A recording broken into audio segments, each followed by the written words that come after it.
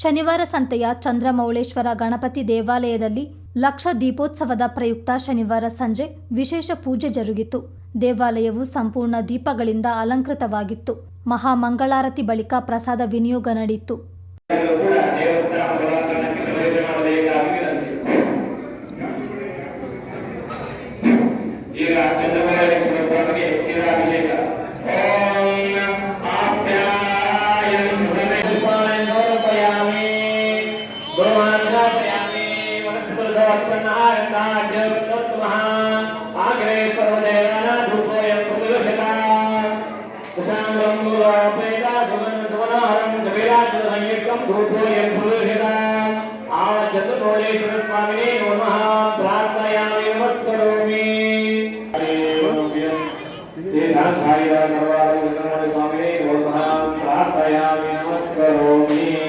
ಅಧಿಕ ಸಂಖ್ಯೆಯ ಭಕ್ತರು ಪೂಜಾ ಕಾರ್ಯಗಳಲ್ಲಿ ಪಾಲ್ಗೊಂಡು ದೇವರ ಕೃಪೆಗೆ ಪಾತ್ರರಾದರು.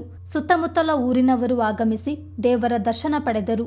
ದೇವಾಲಯದ ಅರ್ಚಕ ಮಹಾಂತೇಶ್ ಭಟ್ ನೇತೃತ್ವದಲ್ಲಿ ಪೂಜಾ ವಿಧಿವಿಧಾನಗಳು ನಡೆದವು.